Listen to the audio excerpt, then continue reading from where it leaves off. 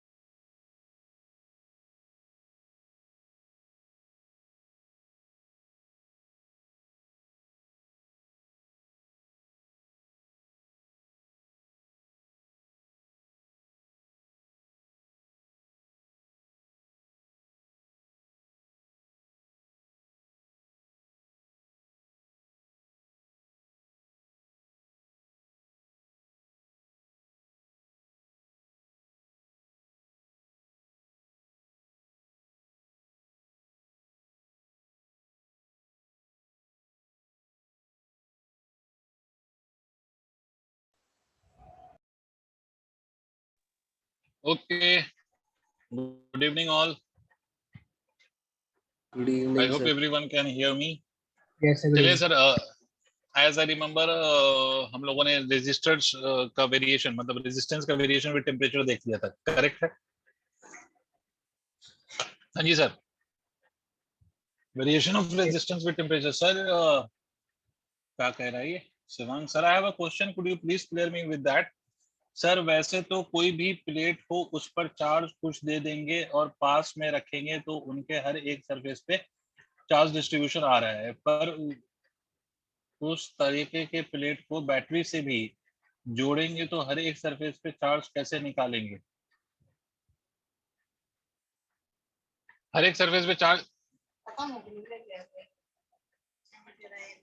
हर एक सरफेस पे charge battery से जोड़ेंगे तो कैसे निकालेंगे? तो बैटरी से अगर आप जोड़ते हैं तो बैटरी से जो चार्ज आप निकालते हैं वो आप इस, अगर मान लीजिए ये कंडक्टिंग प्लेट है और ये वाला कंडक्टिंग प्लेट है, तो इसमें जो बैटरी से आप जोड़ते हैं तो बैटरी से जोड़ने के बाद जो चार्ज आप कैलकुलेट करते हैं, that charge is equal to capacitance multiplied by the potential difference that you apply between the two conducting plates और थिन शीट्स। ठीक है, ये याद रखिएगा, ये थिन शीट्स हैं। समझ आ रही बात? Sir these are the thin sheets. Yes sir, एक ऐसा क्वेश्चन था जैसे एक कैपेसिटर की एक प्लेट पे चार्ज 10 माइक्रोकूलम और कैपेसिटर के दूसरे प्लेट पे चार्ज -2 माइक्रोकूलम, और वो एक बैटरी जिसका वोल्टेज 12 वोल्ट के अक्रॉस कनेक्ट था और कैपेसिटेंस निकालो बोला था। अच्छा, तो मतलब आपको ये बोला था, देखो बेसिकली ये है, कैपेसिटेंस निकालने को बोला था ना आपसे। Yes sir. तो charge divided by potential difference will be capacitance. But ये जो आपको इस तरह के क्वेश्चन दिए जाते हैं ना, ये अभी एक दिन पहले भी एक बच्चे ने पूछा है मुझसे, आपके बैच में नहीं, कहीं और किसी और बच्चे ने। देखो क्वेश्चन ये कि मुझे चार्जेस बता दो, इस पे कितना चार्ज दिया? सर पॉजिटिव प्लेट पे 10 माइक्रोकूलम। 10 माइक्रोकूलम। और इस पूरे प्लेट को कितना चार्ज दिया? Minus of something I guess, 2 microcoulomb. Minus of 2 microcoulomb. देखो एक बात याद रखो, जब भी whenever you will place the two plates this way, इसके जो आउटर सरफेसेस हैं उस पे जो चार्ज की वैल्यू होगी ना, that would be equal to Q1 plus of Q2 divided by 2, और इधर भी होगा Q1 plus of Q2 divided by 2। ये इसको आप Q1 कह लीजिए and you are calling it as Q2। Q1 plus Q2 divided by 2, Q1 plus Q2 divided by 2, these are the charges on the two surfaces of these two plates, right? और अंदर क्या होगा फिर? तो इस पे जो चार्ज होगा that will be equal to Q1 minus of Q1 plus of Q2 divided by 2। मैं डायरेक्टली आपको रिजल्ट्स बता रहा हूँ, ये कैसे आता है वो नहीं बता रहा हूँ डायरेक्टली। आप चाहो तो मैं ये भी बता सकता हूँ कैसे आता है ये। जितना इस पे चार्ज आएगा उसका अपोजिट इस पे आता है। वैसे इस पे अगर आप चाहें तो ऐसे भी लिख सकते हैं, इधर अगर Q1 प्लस Q2 आ गया तो ये Q2 minus of Q1 plus of Q2 divided by 2। ये रिजल्ट्स हैं जिससे आप चार्जेस फाइंड कर सकते हैं। और ये कैसे होता है? तो देखो ये ऐसे होता है कि अगर मान लीजिए ये दो प्लेट है, ये दो प्लेट है, इस पे अगर आपने कुछ चार्ज दिया, Q1 चार्ज दिया और इस पे Q2 चार्ज दिया, पता नहीं ये मैंने कराया या नहीं कराया, नहीं भी कराया तो मैं आपको मेथड बता देता हूँ शिवांग। इसको Q1 दिया तो इस पे अगर चार्ज मान लीजिए कि इस सरफेस पे अब X लिखेंगे तो यहाँ पर लिखेंगे Q1 माइनस ऑफ X। इस सरफेस पे अगर आप Y लिखेंगे तो यहाँ पर लिखेंगे आप Q2 माइनस ऑफ Y। एक बात याद रखना कि किसी भी कंडक्टर के अंदर, कंडक्टिंग प्लेट के अंदर जो नेट फील्ड होगी that will be zero. Are you getting Shivang जो मैं कह रहा हूँ? इसका मतलब ये हुआ कि यस साहब सर, इस पे कराया था ये और ये मतलब जी। आ रहा है, पर सर जब हम इसको ही पोटेंशियल के साथ कनेक्ट करेंगे तो अभी कैसे पहले होगा? तो ये बात समझ आ गई, ये पहले ये वाला। बता, ये बात समझ आ गई तुझे? Yes sir. ठीक है, तो अब इस पे यस अगर हम सर। चार्ज को अगर हम देखेंगे तो इस वाले सरफेस पे जो चार्ज आएगा that will be equal to 10 minus of 2, तो ये तो हो जाएगा 8। 10 माइनस ऑफ 2 मतलब 8, और ये हो जाएगा 4, ये 4 हो जाएगा ना, तो ये आ जाएगा 6, और ये 6 है तो ये आएगा -6। मतलब जो चार्ज है उसकी वैल्यू 6 माइक्रोकूलम है। समझे आप? दोनों जो अपोजिट हैं यस उस पे जो चार्ज है वो 6 माइक्रोकूलम है, और चार्ज अगर 6 माइक्रोकूलम है तो कैपेसिटेंस जो होगा Q divided by delta V। तो ये 6 अपॉन सेल का वोल्टेज कितना दिया है? सर 12। तो देखो तो ये 0.5 microcoulomb microfarad is the capacitance और नॉट? Yes sir. सर इसको हमने मतलब बैटरी से कुछ बैटरी से नहीं लेना battery will just make the potential difference, मतलब battery will apply a potential difference across the two plates, it will क्या कहते हैं इसको उसको? सर इसको हम ऐसे भी कर सकते थे कि अंदर वाले पे Q और माइनस Q मान के और बाहर वाले पे कुछ और मान के पूरी फील्ड का इक्वेशन। देखो करने को आपको फिर तो पूरा मेथड लगाना पड़ेगा ना, आप अंदर वाले को Q मान लें, बाहर वाले को Q1 मान लें, वो तो आपकी मर्जी है। मेथड तो यही है ना कि आपको किसी भी कंडक्टिंग प्लेट के अंदर जो net value of the field होगी वो 0 आनी चाहिए। मेथड ये है, समझ रहे हैं आप? यस ठीक है, तो यस मैंने डायरेक्टली रिजल्ट यूज कर लिया है। अब याद रखो कि कितना भी प्लेट हो, एक प्लेट, दो प्लेट, तीन प्लेट, जितने भी प्लेट हो, बाहर जो होगा चार्जेस वो Q1 plus Q2 plus Q3। अगर तीन प्लेट है तो Q1 plus Q2 plus Q3 divided by 2, इधर होगा Q1 plus Q2 plus Q3 divided by 2। अगर हम जितने भी प्लेट है चार्जेस का सम ले लो, डिवाइड बाई 2 कर दो। आउटर एकदम एक्सट्रीम आउटर साइड पे ये चार्जेस होता है। तो अगर मुझे इसका चार्ज पता चल गया तो इस एंड पे चार्ज निकालना कौन सी बड़ी बात है भाई। टोटल में से इतना घटा दूंगा तो इस पे आ जाएगा, जितना इस पे आएगा उतना इक्वल एंड अपोजिट इस पे आएगा। ये अगर आप रिजल्ट याद रख रहे हैं तो बहुत आसानी से आप कर लेंगे, समझ रहे हैं? Yes sir. तो इसीलिए try to remember the result. चलिए आगे बढ़ते हैं। तो सर लास्ट क्लास में हमने रेजिस्टेंस का वेरिएशन टेम्परेचर के साथ करा था, Harshit? Yes sir. Sir doubt Yashvardhan का, a parallel plate capacitor C with plates of unit area and separation is filled with, एक मिनट रुको मुझे पूरा क्वेश्चन पढ़।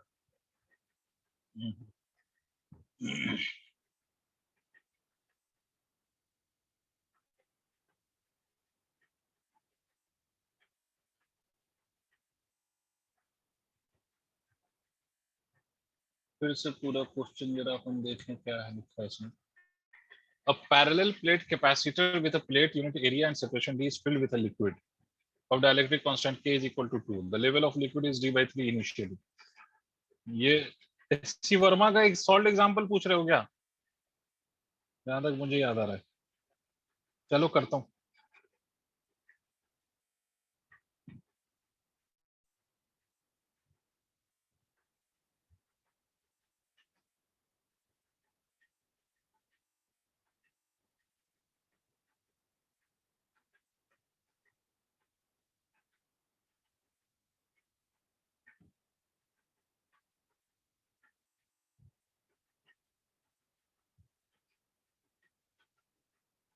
A parallel plate capacitor C of unit area and of कितना है separation D, ठीक है। और इसमें आपसे parallel plate capacitor C with plates of unit area A and separation D is filled with a liquid of dielectric constant K is equal to 2. Dielectric constant की value भी आपको गिवन है। आपसे कहता है the level of the liquid is D by 3 initially. Suppose the liquid level decreases at a constant speed V. The time constant as a function of T is equal to, time constant आपको निकालना है कि tau की value कितनी होगी। तो वैसे तो पहली बात तो आप ये समझिए कि इस केस में जो टाइम कांस्टेंट, ये पहले तो आपने कॉन्सेप्ट अभी पढ़ा ही नहीं है ना यशवर्धन बिष्ट साहब? यशवर्धन आप सुन रहे हैं मेरी बात? ये असाइनमेंट में था। अच्छा, ये मतलब ये असाइनमेंट में पता नहीं क्यों कर देते हैं ऐसा। तो मैं आपको बता दूं टाइम कांस्टेंट एक चीज होती है, एक इक्वेशन होती है चार्जिंग और डिस्चार्जिंग की, एक इक्वेशन होती है बेटा। मैं आपको पहले तो वैसे आप वो करंट में पढ़ेंगे हम, आप लोग जेई के लिए तैयारी कर रहे हैं तो वो करंट में हम पढ़ेंगे, बिकॉज उसमें करंट का कॉन्सेप्ट इन्वॉल्व होता है कि कैपेसिटर चार्ज होता है, डिस्चार्ज होता है, तो टाइम के साथ उसका चार्ज और डिस्चार्ज एक्सपोनेंशियली चेंज होता है। मतलब किसी भी इंस्टेंट पे जो कैपेसिटर पे चार्ज होगा that will be written as equal to Q not into 1 minus e to the power minus t by tau. ये फॉर्मूला होता है कैपेसिटर के चार्जिंग या डिस्चार्जिंग का। ये सब आपको अब समझ में आएगा जब हम करंट के मतलब रेजिस्टर कैपेसिटर मिला के उस पर चार्जिंग और डिस्चार्जिंग की इक्वेशंस बनाएंगे तो वहां पर आपको ये क्लैरिटी आएगी। खैर वो तो अभी नहीं समझ आएगा।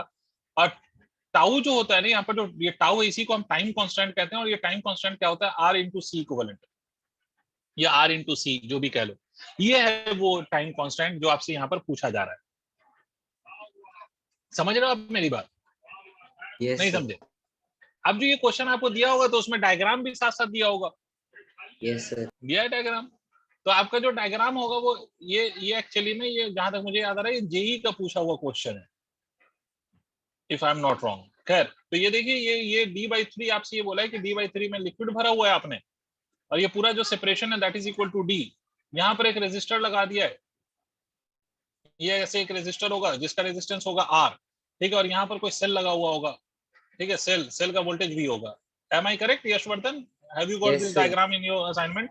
यस सर, यही है।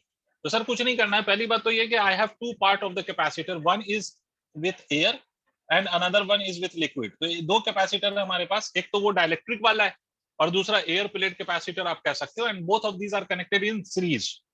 क्या बोलते हो हर्षित? ये दोनों ऊपर वाला और नीचे वाला ये सीरीज में कनेक्टेड है या नहीं है? तो अनडाउटेडली ये दोनों सीरीज में कनेक्टेड है। जब सीरीज में कनेक्टेड है तो सी इक्विवेलेंट निकाल सकते हैं। तो सी इक्विवेलेंट कैसे निकालते हैं सीरीज में? इसको मान लीजिए C1 है और ये C2 है, तो C1 into C2 divided by C1 plus C2, this will be in series combination. तो C1 की वैल्यू क्या लिखेंगे आप? अब यहाँ पर एक बात समझिएगा, यहाँ पर आपसे कहता है कि ये जो डाइलेक्ट्रिक है ना, डाइलेक्ट्रिक की जो हाइट है,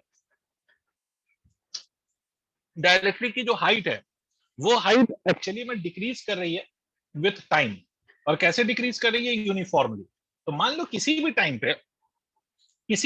पे लेट, इसको लिखने से पहले आप ये एक बात समझिए कि लेट इन या after time T, let after time T the height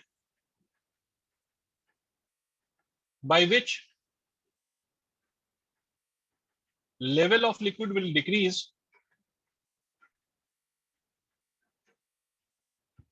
उसको मैं VT लिख सकता हूं या नहीं? सोच के देखो, in time T. Yes sir. तो बचा हुआ कितना होगा? देयरफॉर बची हुई जो हाइट होगी पहले d/3 थी, उसमें VT आप सबट्रैक्ट कर दीजिए, तो d/3 माइनस ऑफ VT। कोई कष्ट? No sir. तो अगर ये d/3 माइनस ऑफ VT हो गया तो दूसरा वाला जो होगा वो VT उसमें ऐड हो जाएगा। ये दूसरा वाला है 2d/3, राइट, जो एयर वाला है। तो अगर इसमें d/3 रिड्यूस हो रहा है तो इसका मतलब एयर बढ़ रहा है ना। तो आप कैपेसिटेंस लिखेंगे तो देखिए कैसे लिखेंगे। C equivalent you will write it as epsilon not multiplied by K into A divided by ये हो जाएगा d/3 minus of VT plus of multiplied by C1 into C2 है, तो ये हो जाएगा epsilon not multiplied by A divided by कितना? 2d/3 plus of VT। Correct है बेटा? डिवाइडेड बाय कितना? तो divided by epsilon not K times of A divided bye d/3 minus of VT plus of what? Plus of epsilon not A divided by what? Divided by 2d/3 plus of VT। ये लिख लिया। तो यहाँ से C equivalent निकाल लेंगे, जो भी गंदा सा अच्छा सा जो भी रिजल्ट आएगा वो यहाँ से C इक्विवेलेंट निकल आएगा। जो भी C इक्विवेलेंट निकल आया उसको R से मल्टीप्लाई कर लेना, R multiplied by C equivalent, this will be the time constant. Correct है बेटा? Yes sir.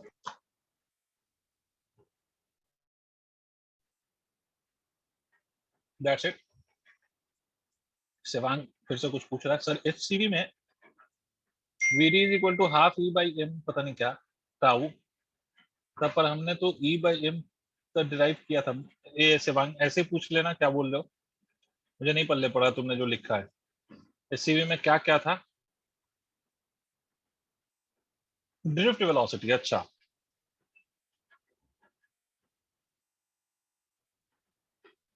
शिवांग आप ये कह रहे हो कि ड्रिफ्ट वेलोसिटी जो HCV में है, ऐसी वाली बात कर रहे हो क्या? वो उसमें नीचे 2 का फैक्टर आता है, बट जो हम लोगों ने डेरिवेशन किया उसमें 2 का फैक्टर नहीं लिया होगा। आई थिंक आप ये पूछ रहे हो। Yes sir. जी सर। शायद मैंने पढ़ाते समय, आई डोंट रिमेम्बर कि पढ़ाते टाइम मैंने आप लोगों को ये बात बोला या नहीं बोला। देखो सीबीएसई के लेवल पे आप जितनी भी बुक्स को फॉलो करते हैं ना, जितनी भी बुक्स को आप फॉलो करेंगे जो सीबीएसई के लेवल की बुक्स हैं, उसमें अगर आप देखेंगे तो e tau by m is the result that is given in CBSE. But आप जब वही एससीवी या कोई और स्टैंडर्ड बुक्स आप जो एंट्रेंस के लिए उसको फॉलो करते हैं तो उसमें यही रिजल्ट दिया होता है ई टाउ बाई 2m। अब यहाँ पर एक कंफ्यूजन है कि मतलब which result should we use और फॉलो। तो एक्चुअली में अगर मैं देखूं तो उस हिसाब से तो we should follow E tau by 2m, ठीक है। बट सीबीएसई के लेवल पे अगर आप देखोगे कि एनसीईआरटी में ने जो दिया है या जो सीबीएसई में दिया हुआ है that is E tau by m given है, ये एक पंगा है। तो इसलिए मैं बच्चों को ये कह देता हूं कि जब आप अपने 12th का एग्जाम दे रहे होंगे बोर्ड एग्जाम्स, तो उसमें तो आप उसको ई टाउ बाई m ही लीजिएगा। सीबीएसई का एग्जाम जब आप दे रहे हैं बोर्ड का मतलब या स्कूल का एग्जाम, तो ड्रिफ्ट वेलोसिटी की value e tau by m ही लीजिएगा। बट जब आप वो एंट्रेंस अपीयर कर रहे हैं, आप जेई का एंट्रेंस या कोई और एंट्रेंस, तब वहां पर आप ड्रिफ्ट वेलोसिटी की value e tau by 2m लीजिएगा। ठीक है। अब आप मुझसे पूछोगे कि which of the two is correct, तो मैं कहूंगा भाई जो एससीवी ने लिखा है और जो अच्छी स्टैंडर्ड बुक्स ने फॉलो किया है वही सही है, and the actual answer is E tau by 2m। But CBSE वालों ने ऐसा क्यों लिया है, आई डोंट नो, क्या प्रॉब्लम है उनके साथ, क्या इशू है, वो तो वही जाना। I hope I made my point clear.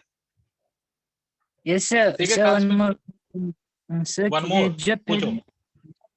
Parallel plates capacitor होंगे तो अगर उन पे इनिशियल कोई चार्ज होगा, पर फिर भी हम बैटरी कनेक्ट करने से बैटरी की वजह से चार्ज का कोई कंसिडरेशन नहीं करेंगे ना, जो पहले था उसी को ही मतलब बराबर बनाते हुए देखो जाएंगे। बेसिकली एक बात याद रखो, बैटरी जो चार्ज सप्लाई करता है वो तब सप्लाई करता है जब आपका already if capacitor has some charge. But अगर आपने बैटरी ऐसा लगाया है, आपने बैटरी ऐसा लगाया है, इस बात को समझिए कि आपने बैटरी ऐसा लगाया है कि जैसे मान लो एक कैपेसिटर है और इसके अक्रॉस आपने 4 वोल्ट का बैटरी लगाया और कैपेसिटर का कैपेसिटेंस 2 माइक्रोफैराड है, तो इस पे जो मैक्सिमम चार्ज जो हो सकता है across this potential difference, that potential difference और due to this potential difference the maximum charge can be equal to 8 microcoulomb. अगर मान लो कि इनिशियली इस कैपेसिटर पे कोई चार्ज नहीं है तो all of this 8 microcoulomb will be transferred by this cell और द बैटरी। बट अगर आप इंस्टेड आप ये कह लो कि इस कैपेसिटर पे already we had a charge of 4 microcoulomb already, 4 microcoulomb already charge था, तो final charge will become equal to 8 microcoulomb without any doubt. But इस बैटरी को कितना चार्ज ट्रांसफर करना पड़ेगा, इस बैटरी को it will have to only transfer a charge of 4 microcoulomb. तो देखो इस बात पे ये बात डिपेंड करती है बेसिकली, आपका मैं डाउट समझ रहा हूँ कि सर वहां पर जो प्लेट्स हैं और उसके अक्रॉस आपने पोटेंशियल डिफरेंस लगा दिया तो फिर वहां पर चार्ज क्यों नहीं बदल रहा, बिकॉज ऑफ द बैटरी। तो इसलिए नहीं बदल रहा because you have already given the charge, और वो जो चार्ज आपको उस प्लेट्स को दे रहे हो वो आप उस पोटेंशियल डिफरेंस के अकॉर्डेंस में दे रहे हो, कि मतलब उस पोटेंशियल डिफरेंस के कारण, उस potential due to that potential difference जो मैक्सिमम पॉसिबल चार्ज उस कैपेसिटर पे हो सकता है, उतना ही चार्ज अगर आपने ऑलरेडी प्रोवाइड कर दिया है तो फिर there will be no change in the charge. Did you understand? मतलब ये बात ऐसे समझो कि अगर मान लो कि ये आपका 2 माइक्रोफैराड कैपेसिटर है और ये 4 वोल्ट का आपने सेल लगा दिया, ठीक है, 4 वोल्ट का आपने सेल लगा दिया, तो इस पर मैक्सिमम चार्ज कितना हो सकता है, 8 माइक्रोकूलम। अगर मान लो शिवांग के if I have already given it 8 microcoulomb of charge, तो क्या इसमें चार्ज के कोई चेंज आएगा ड्यू टू दिस बैटरी और cell? No sir. Shivang no sir. तो दिस इज दैट केस कि मतलब उस केस में उस क्वेश्चन में पर्टिकुलरली उसने जो चार्ज दिया है ना वो इसने उतना चार्ज दिया है, तो आप ऐसा समझ लो because C is not known to you, तो आप सी के बारे में अंदाजा नहीं, मतलब सी नोन नहीं है ना, तो इसलिए आप उसमें अगर चार्ज निकालेंगे तो how will you find the value of charge? You can not find the value of charge unless you know the value of C. Clear है? तो इसलिए वो आपसे ये चाहता है कि भाई चार्ज यही रहेगा, सेल कनेक्ट करने पर चार्ज यही रहेगा, मतलब जो चार्ज मैक्सिमम हो सकता था उतना ऑलरेडी मैं इसको प्लेट को चार्ज दे रहा हूं, तो अगर आप सेल कनेक्ट कर लोगे तो उससे चार्ज को कोई फर्क नहीं पड़ेगा। Is my point clear to you Shivang? Yes sir, thank you sir. Welcome. चलो भाई आगे बढ़े, अब आगे पढ़ें, बढ़े एंड पढ़ें, क्या बोलते हैं आप लोग?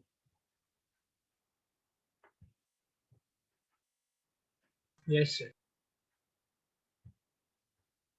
चलिए, तो आप लोग, जहां तक मुझे याद है कि हम लोगों ने लास्ट क्या करा था, तो अब कोई डाउट तो नहीं है ना किसी को? और Asiya, Abhinav, Asiya please try to be on time. Abhinav, Anubhav, Harshit, Manaswin, Afan, Shivang and Yashvardhan, एक बच्चा आज भी एब्सेंट है, मानस जोशी। खैर, तो अब किसी को डाउट नहीं है तो आगे बढ़ते हैं। तो देखो रेजिस्टेंस का वेरिएशन विद टेम्परेचर, उस पर क्वेश्चन भी मैंने आप लोगों को करा दिया है। तो अब सर डीसी सर्किट की बात होगी। डीसी सर्किट में पहले वही बच्चों वाली बात है, सीरीज एंड पैरेलल कॉम्बिनेशन। मैं थोड़ा सा आप लोगों का लेवल थोड़ा अच्छा रखता हूँ, मुझे उम्मीद है कि आपको नॉर्मल सीरीज और नॉर्मल पैरेलल के क्वेश्चंस आसानी से हो जाएंगे। चलो देख लेते हैं, ठीक है। उसी में फिर आगे हम सेल वेल कनेक्ट करेंगे, स्विच वाले प्रॉब्लम हम सॉल्व करेंगे, करंट इन ईच ब्रांच हम फाइंड करने का तरीका सीखेंगे।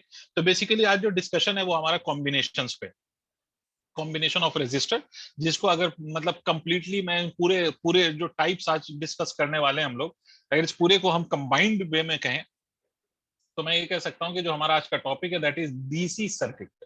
और वैसे भी याद रखिए कि इस चैप्टर में आप डीसी सर्किट पढ़ रहे हैं। डीसी का मतलब हुआ डायरेक्ट करंट, और याद रखो source of direct current is cell and battery. आपने सुना भी होगा कि डायरेक्ट करंट का सोर्स कौन होता है, तो डायरेक्ट करंट का जो सोर्स है दैट इज आइदर सेल और the battery.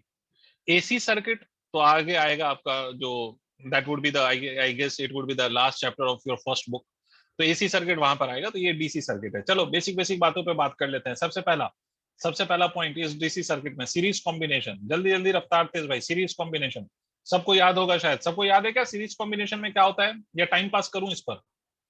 R1 R2 R3, तो आर इक्विवेलेंट सबको याद है क्या कि R equivalent is equal to R1 plus of R2 plus of R3। सबको याद है? हाँ ना बोलना पड़ेगा Yes, यार, sir. कोई डेरिवेशन आपको इसका याद पूछेगा है। नहीं। ये सब 10वीं की बात है, इसलिए कोई पूछेगा भी नहीं आपसे एग्जाम में, इसलिए मैं डायरेक्ट इस पे थोड़ी स्पीड पे बात करके आगे बढ़ना चाहता हूँ। तो सीरीज कॉम्बिनेशन, अच्छा इसमें एक बात याद रखिएगा, सीरीज कॉम्बिनेशन में करंट की वैल्यू सेम होती है, वोल्टेज हर रेजिस्टर के अक्रॉस अलग अलग होता है, ठीक है। रेजिस्टेंसेस अगर अलग होंगे तो voltage across each resistor will be different, मतलब करंट सेम रहेगा, करंट सेम रहेगा, सेम बट वी डिफरेंट रहेगा। इसमें एक बात ये याद रख सकते हैं कि V1 is to V2 is to V3, मतलब जो वोल्टेज डिवाइड होगा that will divide in the direct ratio of the resistance, मतलब R1 is to R2 is to R3। ये होगा सर आपके वोल्टेज का division is directly proportional to the resistances, या आप ये कह सकते हो कि voltage divides in the direct ratio of the resistances. Clear है? ये रेशियो आएगा। इसी तरह से दूसरा कॉम्बिनेशन है आपका, दूसरा कॉम्बिनेशन पैरेलल कॉम्बिनेशन, वैसा ही जैसा कि आपने पहले भी सुना है पैरेलल कॉम्बिनेशन। पैरेलल कॉम्बिनेशन में ये रेजिस्टर ये रेजिस्टर ये resistor, a combination is said to be in parallel if the potential difference across each is same and the current divides। मान लीजिए R1 R2 and R3, wherever the current divides the combination of the resistors would be in parallel। ठीक है, तो ये I1 इसी तरह से जैसे कैपेसिटर में चार्ज डिवाइड हो तो कॉम्बिनेशन वाज पैरेलल, यहाँ पर करंट डिवाइड हो तो combination would be in parallel. तो यहाँ पर आप I की अगर बात करें तो that I will nothing B but I1 plus of I2 plus of I3। मतलब ये जो करंट डिवाइड हुआ है ना, ये आगे आप पढ़ेंगे KCL KVL, तो उसमें भी ये पढ़ेंगे आप कि करंट जो डिवाइड हुआ है फिर से वो ऐड अप होके फिर से वो आई बन जाएगा। मतलब जितना करंट डिवाइड हुआ वो सारा का सारा फिर एक जंक्शन पे कंबाइन करेगा and it will become I. मतलब जितना करंट इंटर हुआ the same current will come out of the circuit. ऐसा नहीं हो सकता कि जितना करंट इंटर हुआ तो करंट उससे कम बाहर आए सर्किट के, या करंट उससे ज्यादा बाहर आ जाए सर्किट के। ये पॉसिबल नहीं है। क्यों पॉसिबल नहीं है? We will see it later on when we will be discussing Kirchhoff's laws. तो sir I is equal to I1 plus I2 plus I3। तो यहाँ पर जब आप R इक्विवेलेंट लिखते हैं तो that you write it as 1 upon R equivalent is equal to 1 upon R1 plus 1 upon R2 plus 1 upon R3। This is how you write the R equivalent value in this cases. ठीक है, इस case में एक बात और याद रखिएगा कि करंट यहाँ पर जो डिवाइड होता है that divides in the inverse ratio of the resistances. Current divides in the inverse ratio of resistances. I1 is to I2 is to I3 is equal to 1 upon R1 is to 1 upon R2 is to 1 upon R3। इस तरह से आपका current divide होता है। Current divides in the inverse ratio of resistances. तो this is how your current divides. जल्दी से ये दोनों पॉइंट्स नोट करिए, आगे बढ़ते हैं। क्वेश्चन सॉल्व करते हुए आगे बढ़ेंगे sir. It's noted by everyone. Sir parallel में वोल्टेज सेम रहता है? यस ऑफ कोर्स, पैरेलल में वोल्टेज या पोटेंशियल डिफरेंस कह लो across each resistor will be same. Sir potential parallel में, डिफरेंस इज सेम। हाँ बोलो। सर सॉरी सीरीज में divides V equals V1 plus V2 plus V3 ले सकते हैं।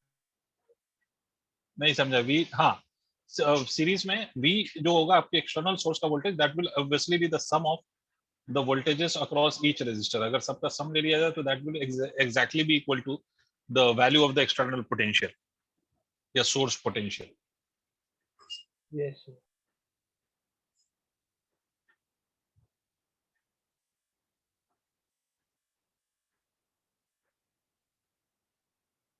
Done by done। अफान,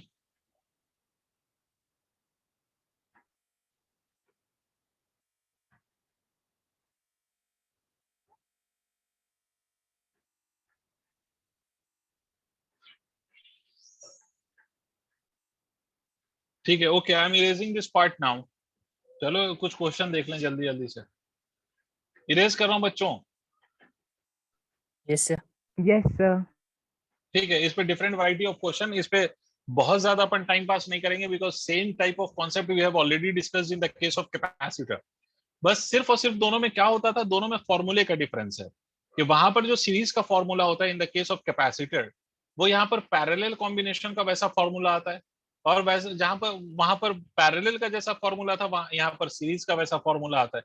तो बस there is a difference of the formula, ठीक है, in the case of series और parallel combination, but rest of the thing is same, मतलब method same है, कॉन्सेप्ट सेम है सॉल्व करने का, बाकी सब चीजें सेम है। तो चलिए सर आगे बढ़ते हैं। एक क्वेश्चन बिल्कुल बेसिक सा पहले, ताकि मुझे ये यकीन आ जाए कि आप लोगों को सब याद है, फिर एक थोड़ा बेहतर क्वेश्चन इस पे कॉन्सेप्चुअल टाइप करेंगे।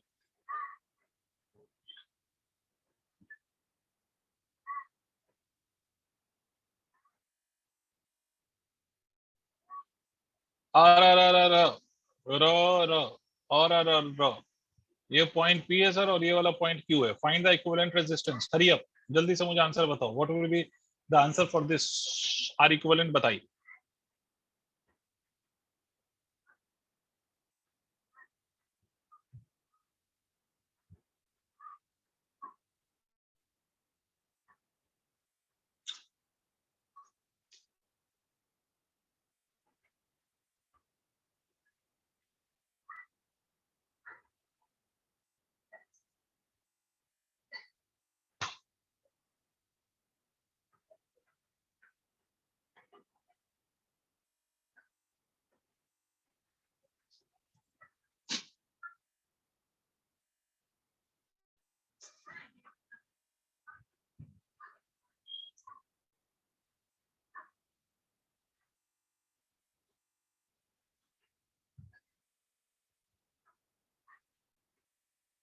सबका आंसर मुझे चाहिए।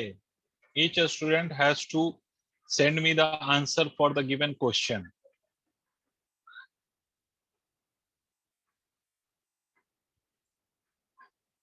Five R by two Shivang, 5r/2 तो मुझे गलत सा लग रहा है।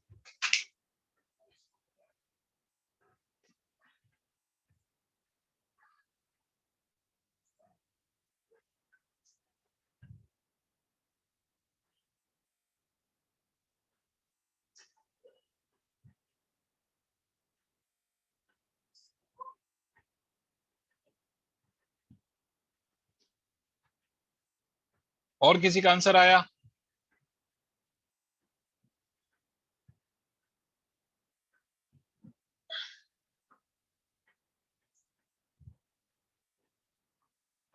यशवर्धन 19r/7। मुझे अफसोस हो जाएगा फिर अगर आप लोगों का ये क्वेश्चन भी गलत हुआ तो, मुझे इस बात का बहुत अफसोस हो जाएगा, दुख हो जाएगा भाई। मतलब मैं आप लोगों से ये एक्सपेक्ट नहीं करता हूँ कि ये क्वेश्चन का आंसर आप लोगों का डिफरेंट आए। मैं तो ये एक्सपेक्ट करता हूँ कि इस क्वेश्चन का जो आंसर है वो हर बच्चे का, आप में से हर बच्चे का सेम आना चाहिए, बिकॉज ये बहुत आसान सा क्वेश्चन है और मैं एक्सपेक्ट करता हूँ कि सब ये सही से कर लेंगे, ये बिल्कुल इसका आंसर सही सही ले आएंगे। और नहीं आ रहा है तो फिर अफसोस वाली बात है फिर तो।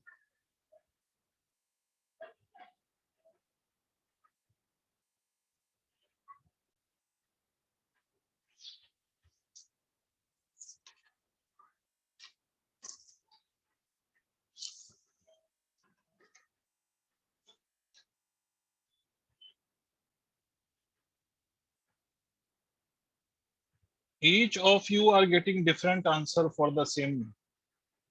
हर किसी का आंसर एक दूसरे से डिफरेंट आ रहा है।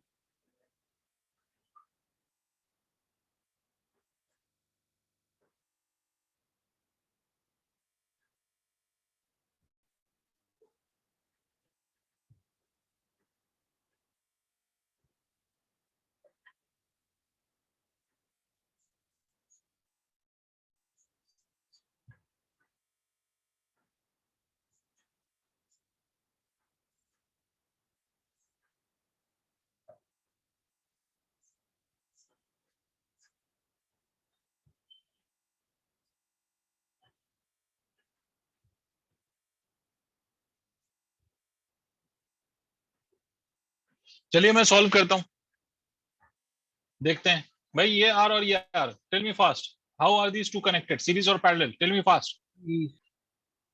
सीरीज तो आर और आर कितना हो गया, 2r, इसको हटा दीजिए यहाँ से, तो इसको अगर आप यहाँ से हटाएंगे तो that would be equal to 2r था, तो 2r से हमने रिप्लेस कर दिया this 2r and this r. How are these two connected, series और parallel? Yashvardhan Bist, now your answer is correct. 21r/8 will be the correct answer for this. अब ये दोनों पैरेलल हो गए तो इसका r इक्विवेलेंट अगर आप निकालेंगे तो क्या लिखेंगे आप? 2r multiplied by r divided by 2r plus of r. That would be equal to what? So that will be equal to 2/3r. ठीक है, मतलब अब इस पूरे को हटा दीजिए, इस पूरे को आप हटाइए तो यहाँ पे आप क्या करेंगे, ये ऐसे, ये ऐसे, ये ऐसे, ठीक है, ये 2r/3, तो यहाँ से ये ऐसे, और ये वाला जो होगा ये ऐसे हो जाएगा, तो this is equal to 2r/3 और ये r, तो r r r, तो ये पॉइंट P है सर और ये वाला पॉइंट Q है. Now these two resistors, how are these two connected? ये वाले दो resistor, how are they connected, series और पैरेलल? Series sir. इन दोनों को आप सॉल्व करेंगे तो 2r/3 plus r will become equal to 5r/3. क्या ज्यादा तेज तो नहीं बोल रहा हूँ आसिया? No sir. No sir. तो ये आ गया सर कितना, 5r/3. This is equal to 5r/3. और ये वाला कितना सर, r. ये वाला कितना सर, r. ये वाला कितना सर, r. अब ये जो 5r/3 है और ये वाला जो r है, again they are in parallel, तो इसका r इक्विवेलेंट कितना होगा? तो चलिए r इक्विवेलेंट लिखते हैं, r इक्विवेलेंट डैश कह देता हूं मैं इसको. तो 5r/3 into r divided by 5r/3 plus of r. ठीक है, तो ये कितना हो जाएगा sir, this will become equal to 5r²/3. और ये वाला कितना हो जाएगा, ये हो जाएगा 8r/3. 3 and 3 cancels out, r से एक r कैंसिल, तो r equivalent dash is equal to कितना, 5r/8. अब finally what do we have? We have 3 resistors which are connected in series. Now ये r है, ये आपका 5r/8 है, और ये वाला कितना, ये r है. तो इसका अगर आप r इक्विवेलेंट निकालेंगे फाइनली, r इक्विवेलेंट, तो that would be equal to r plus r, 2r plus of 5r/8. 2r plus of 5r/8 solve करिए तो 21r/8 होगा. मुझे नहीं पता आप लोगों के आंसर्स क्यों गलत हुए. This is your final answer, this will be the correct answer. Only Yashvardhan has got this answer.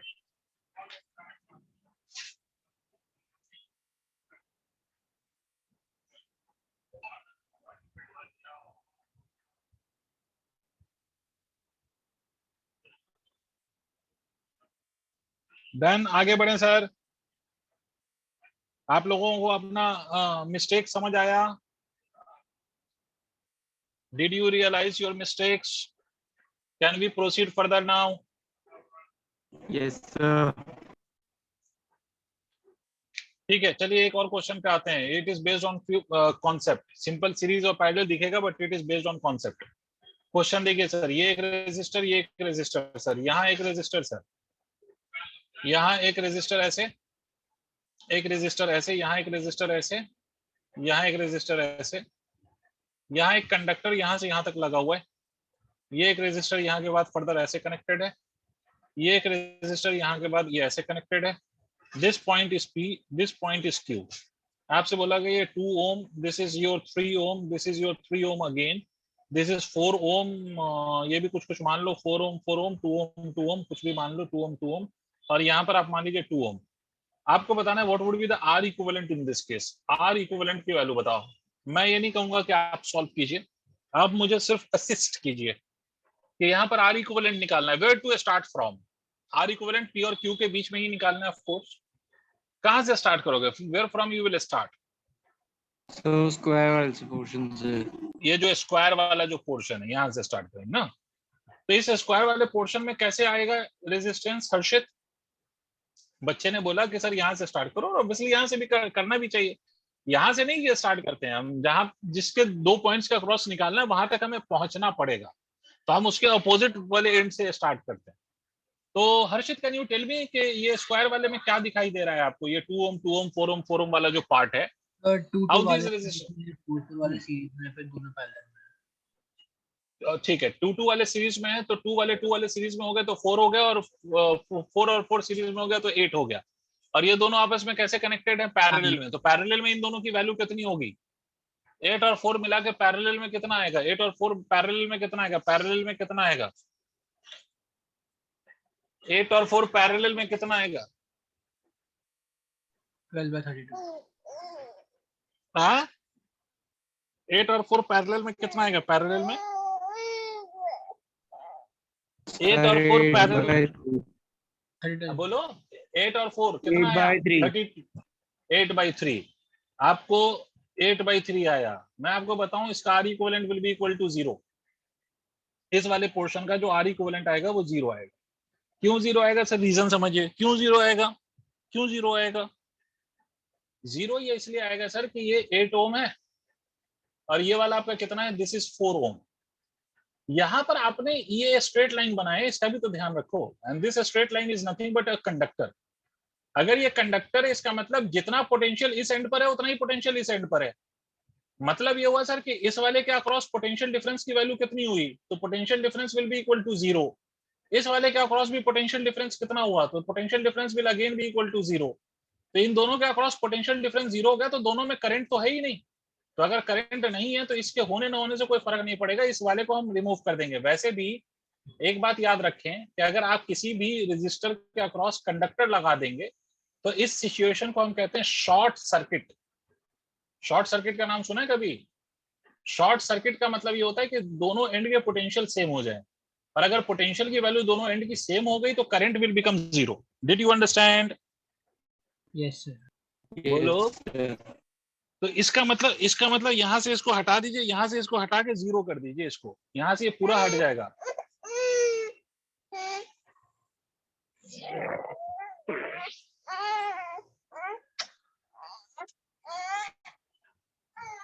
यहां से ये पूरा हट जाएगा और पूरा हट के क्या हो जाएगा, 0। समझ गए बेटा? तो अगर ये पूरा हट के 0 हो गया, यहां से आप लोग क्वेश्चन में आप लोगों के पास डायग्राम बना हुआ है ना, मैं यहां से इरेज कर दूं, चलेगा ना? Yes sir. मतलब इसको यहाँ से हटा दीजिए, आप यहाँ से इसको हटा दीजिए, यहाँ से इसको हटा दीजिए, ये खत्म, ये खत्म। इसको होने ना होने का कोई फर्क ही नहीं है, उसको हटा दीजिए। वैसे भी अगर कोई रेजिस्टर शॉर्ट कर दिया जाए तो उसको वहां से हटा ही दो, क्योंकि उस पे के दोनों एंड पे जो पोटेंशियल का डिफरेंस होगा वो 0 होगा। मतलब पोटेंशियल की वैल्यू सेम होगी तो डिफरेंस 0 होगा, तो फिर उसको वहां से हटा ही दो। तो ये 4 ओम, ये 4 ओम और ये 2 ओम, 6 ओम। ये 6 ओम और ये 3 ओम पैरेलल में, तो 6 और 3 पैरेलल में, तो 6 3 18 और 6 + 3 9। तो ये अगर आप पूरे को सॉल्व करोगे तो ये पूरे को हटा दो यहाँ से, और ये कितना आ जाएगा 2। तो इसका मतलब यहाँ देखो, और ये 2 और 3 5 ओम, और इस वाले का जो आएगा वो 2 आ जाएगा। ये वाला पॉइंट आपका P है और ये वाला पॉइंट आपका कितना है, Q है। क्लियर? अब फाइनली फिर से ये दोनों कैसे कनेक्टेड है, तो these two are connected in series. तो अगर ये दोनों सीरीज में कनेक्टेड है तो इक्विवेलेंट रेजिस्टेंस कितना आ गया, 7 ohm. Did you understand? Yes sir. Note करिए इसमें, बस इतना सा कॉन्सेप्ट मुझे सर, सिखाना जो- था, दिस वाज द कॉन्सेप्ट। हाँ सर 4 ओम और 2 ओम के बीच में कुछ भी नहीं है, मतलब वो डायरेक्टली कनेक्टेड हो गए ना। हाँ, ये डायरेक्टली कनेक्टेड है। मतलब अगर इसको ऐसे बना देते तो भी क्या फर्क पड़ जाता, आप सोचिए इसको। अगर मैं यहाँ से ये नहीं सर, वो थोड़ी खुद देर में के लिए, कनेक्टेड लगा था। हाँ, अगर मैं इसको यहाँ से ऐसे बना देता तो भी कोई फर्क नहीं पड़ता। तब भी तो आप यही कहते हैं ना 4 ओम और 2 ओम सीरीज में। ठीक है हर्षित भाई? Yes sir. भाई सबको मेथड क्लियर हो गया? आगे बढ़ूं?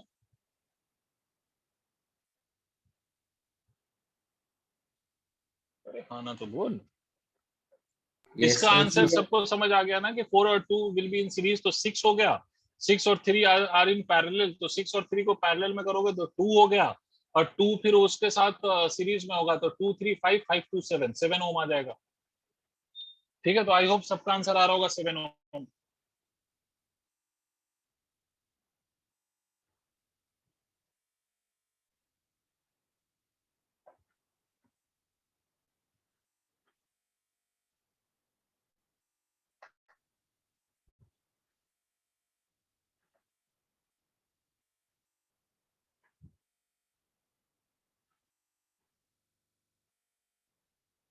Done sir. ठीक है, चलिए आगे बढ़ते हैं।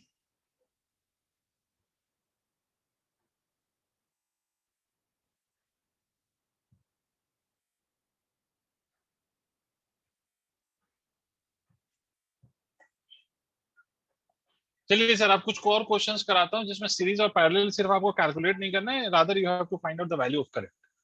तो करंट की वैल्यू अब निकाल लेते हैं साथ साथ भी, सीरीज और पैरेलल अप्लाई करते हुए साथ साथ। और उसके बाद फिर एक दो एक्स्ट्रा एडिशनल आपको मेथड में सिखाऊंगा। सिमेट्रिक सर्किट मैंने आपको नहीं सिखाया इससे पहले, तो सिमेट्रिक सर्किट मैं इसमें सिखाऊंगा, बट उससे पहले कुछ और क्वेश्चन कर लेते हैं जिसमें करंट वरेंट भी निकालना आ जाए हमें। तो देखिए सर, एक बेसिक सा पहले क्वेश्चन लेता हूं ताकि आपको करंट निकालने का बेसिक तरीके से बात समझ में आ जाए। कोई हम केसीएल केवीएल नहीं लगाएंगे। अगर आपके स्कूल में पढ़ाया भी गया होगा तो याद रखिए हम कोई केसीएल केवीएल अप्लाई करने वाले नहीं है, ठीक है। Without KCL and KVL we can find out the current by the simple methods. तो कैसे करंट फाइंड करेंगे उसके लिए क्वेश्चन मैं ले रहा हूँ। क्वेश्चन इज लाइक दिस, ये मान लीजिए 20 वोल्ट, ठीक है। ये मान लीजिए 3 ओम है, ये भी आपका 3 ओम है, ये आपका 4 ओम है। This register is of 4 ohm and this register is also 4 ohm. You have to find out the value of current. हर ब्रांच में हमें करंट की वैल्यू चाहिए। क्या चाहिए बच्चों? हर ब्रांच में हमें क्या चाहिए? करंट की वैल्यू चाहिए। हर ब्रांच में क्या चाहिए? करंट की वैल्यू, ठीक है sir. Note down this question. अच्छा मुझे एक बात बताओ कि तुम लोगों के यहाँ स्कूल ऑफलाइन स्टार्ट हो रहे हैं या नहीं रानी खेत में? सर अभी तो कोई इन्फॉर्मेशन नहीं है। अच्छा, आप लोगों की तरफ इंफॉर्मेशन नहीं है, जबकि आप लोगों की तरफ तो इसके केसेस हमेशा कम ही रहे ना शायद कोरोना के। जैसे कंपैरेटिवली तो कम है। कंपैरेटिवली तो कम ही रहे। अच्छा एक चीज लेकिन तय है सर, एक चीज जो है वो फिक्स होगी, और वो तो शायद आप लोगों को इन्फॉर्मेशन होगी कि इस बार एग्जाम होगा, एट एनी कॉस्ट एग्जाम होगा। Yes sir. ये तो सुना है ना आप लोगों ने? Yes sir. अब एग्जाम कैंसिल नहीं होगा। चलिए क्या, तो चलते हैं सर। इसमें we have to find out the value of what, we have to find out the value of current. तो करंट की वैल्यू निकालेंगे। तो सर चलिए करंट की वैल्यू निकालेंगे। अब करंट की वैल्यू निकालने के लिए हम क्या करें? 4 एम्पियर अनुभव बता रहा है कि 4 एम्पियर आएगा। चलो अनुभव मुझे भी नहीं पता कितना आएगा।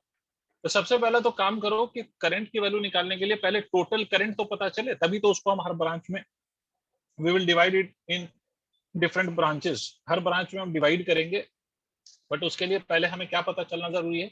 We need to get the value of total current. हमें टोटल करंट पता चले तो उसके लिए क्या करोगे? 4 और 4 दोनों पैरेलल में हैं, तो 4 और 4 हो जाएगा 2, मतलब 2 आ जाएगा। ये 2 और ये 4 6, 6 और 3 2, 2 और 3 5। अगर आप करंट निकालेंगे तो करंट टोटल करंट 4 एम्पियर आएगा। देखो अगर आप लोगों को समझ में आया हो तो भाई आर इक्विवेलेंट जो यहाँ से आएगा ना, दैट इज इक्वल टू 5 ओम। सबको समझ में आया है? मैंने डायरेक्ट लिखा है भाई। करंट की वैल्यू हो जाएगी 20/5 इज इक्वल टू 4 एम्पियर। भाई सबको क्लैरिटी हो तो बताओ, यहाँ से 4 एम्पियर का करंट निकलेगा। सर्किट में मैंने डील कैसे किया है सर्किट के साथ वो समझाऊं या आप लोगों को क्लैरिटी है? सर क्लियर है सर। है ना? ये 4 और ये 4 पैरेलल में, इन दोनों का कॉम्बिनेशन इस 4 के साथ सीरीज में। अब इन तीनों का जो रिजल्ट आएगा वो इस 3 के साथ पैरेलल में, और फिर इसका जो रिजल्ट आएगा वो इस 3 के साथ सीरीज में। This is how will proceed. Anyways, तो this is the current, this is the total current. अब देखो यहां से करंट आया, this 4 ampere current will come here. When it reaches to this point it gets 2 branches. इसको 2 branch मिलेंगे और ये 2 ब्रांच में ये डिवाइड होगा। बट याद रखिए इन दोनों ब्रांचेस में it will not divide equally. समझ रहे हैं आप? तो इस करंट को मैं I1 कह लेता हूं और इस करंट को मैं I2 कह लेता हूं। कैसे डिवाइड होगा अब डिवीजन सीख लो। ये 4 और ये 4 मैंने कहा था 2 और 4 6, मतलब ये वाला जो रेजिस्टर है ऊपर वाले को मैं पूरा 6 ले रहा हूं, इस पूरे को अभी एज अ 1 ट्रीट कर रहा हूं मैं, एज अ 1, ठीक है। और ये जो नीचे वाला ये वाला 3 है। अरे बोलो हाँ कि ना? Yes sir. यहां से बात समझ में आई? यहां से टोटल करंट कितना इंटर हुआ? 4। इस वाले पार्ट में जो करंट जा रहा है उसको मैंने I2 का है, इस वाले पार्ट में जो करंट जा रहा है वो I1 का है, और ये 3 ओम। अब मैंने बोला था कि अगर रेजिस्टर्स पैरेलल में हो तो पैरेलल में अगर रेजिस्टर होगा तो current divides in the inverse ratio of resistance. इसका क्या मतलब सर? इसका मतलब I1 is to I2 will be equal to 1/3 is to 1/6। या तुम्हारे तोते उड़ गए भाई, ये अभी लिखवाया है पीछे। Yes sir. अगर आप देखेंगे जहां पर मैंने सीरीज पैरेलल बताया ना, वहां पर ये बात मैंने लिखवाया है आप लोगों को। तो I1 की अगर वैल्यू आप लिखेंगे तो I1 की वैल्यू, अब पहले तो इसका रेशियो निकाल लो। तो ये आपका आ जाएगा I1 is to I2 multiplied with a common number, तो ये हो जाएगा 2:1। तो I1 की वैल्यू कितनी हो जाएगी? I1 की वैल्यू हो जाएगी 2/3 multiplied by total current which comes here is 4। तो ये कितना हो गया? 8/3 एम्पियर। और I2 की वैल्यू कितनी हो जाएगी? I2 की वैल्यू हो जाएगी sir 1 divided by 3 into 4, that is equal to 4/3। Clear? मतलब यहाँ पर जो I1 जा रहा है भाई सबको आ रहा है? प्लीज बोलो यार। I1 is equal to 8/3। Method समझ लो। थोड़ा शॉर्टकट से काम कर रहे हैं हम यहाँ पर, वो नहीं कि एक एक लूप बनाएंगे और करंट निकालेंगे, तब तो सुबह हो जाएगी। और I2 की वैल्यू कितनी है, तो I2 की वैल्यू 4/3। अभी जब ये I2 पहुंचा आगे, तो इसको सिंगल रास्ता मिल रहा है या फिर से आगे दो ब्रांचेस दिखाई दे रहे हैं? सब बोलो बेटा।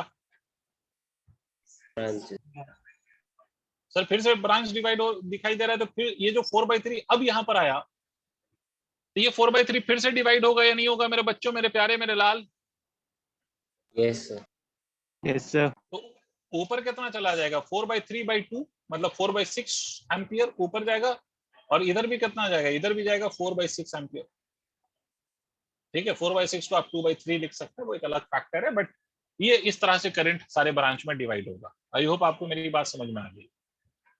This is how current divides. Parallel में अगर रेजिस्टर्स सेम है तो ऑब्वियसली करंट इक्वली डिवाइड होगा, तो इसलिए मैंने दोबारा वो रेशियो नहीं निकाला है, क्योंकि ये वाला भी ऊपर वाला भी 4 है और नीचे वाला भी 4 है, तो इक्वली करंट डिवाइड होगा, that is why I have divided it equally. But अगर मान लीजिए कि पैरेलल में if you don't have the resistors of equal resistances, तो फिर इक्वली डिवाइड नहीं होगा। तो जब वो फिर इक्वली डिवाइड नहीं होगा, तब फिर क्या करेंगे आप? तो जब इक्वली डिवाइड नहीं होगा तो फिर आप क्या करेंगे, तो फिर आपको I1:I2:I3 वाला जो फॉर्म है उसको आपको यूज करना पड़ेगा।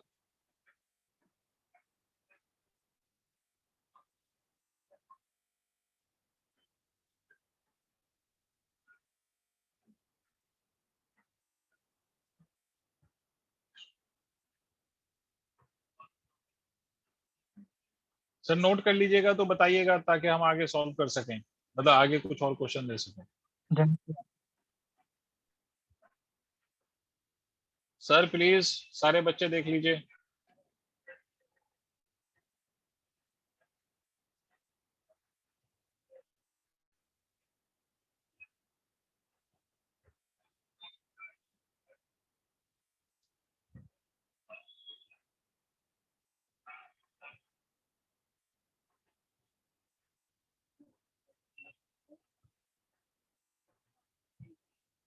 Sir, जी यहाँ ऊपर की तरफ 4/6 एम्पेयर कैसे है ये बता दीजिए एक बार। ये देखिए, ये 4/3 एम्पियर यहाँ पे आया, Yes, sir. 4/3 एम्पियर, तो ये दोनों ब्रांच में इक्वली डिवाइड होगा। तो दोनों ब्रांच में अगर इक्वली डिवाइड हो रहा है तो 4/3 का हाफ करिए, तो 4/3/2 अगर आप करिएगा तो इसको आप 4/6 लिख सकते हैं ना, इसी को तो आप 2/3 भी लिख सकते हैं। नहीं कैसे समझे, got it? इक्वली डिवाइड होगा ना दोनों में, क्योंकि दोनों रेजिस्टर इज ऑफ 4 ओम, तो इक्वली डिवाइड होगा। आगे बढ़े। Yes, sir.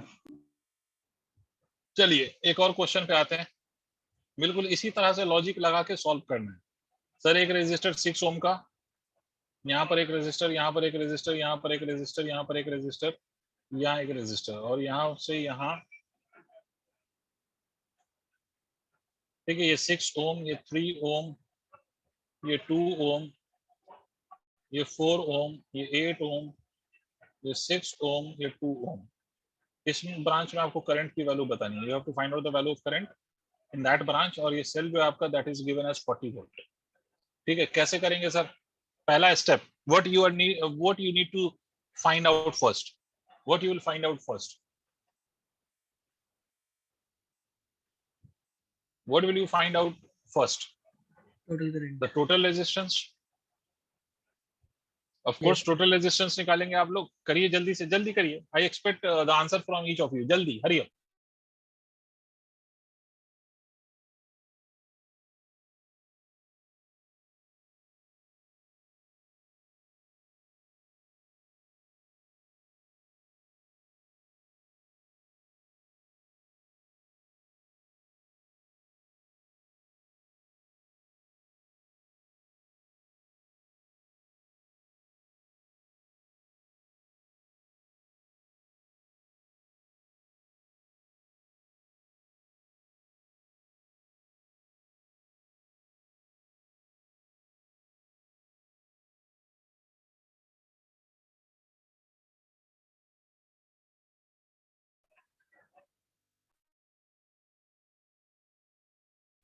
No, Sevang, you have to find out the current in the branch that I have already shown to you. इसमें मैंने वो क्वेश्चन मार्क लगाया हुआ है, I is equal to what I have already shown, इस ब्रांच में I want the current, और in other words you can say कि हर ब्रांच में मुझे करंट चाहिए।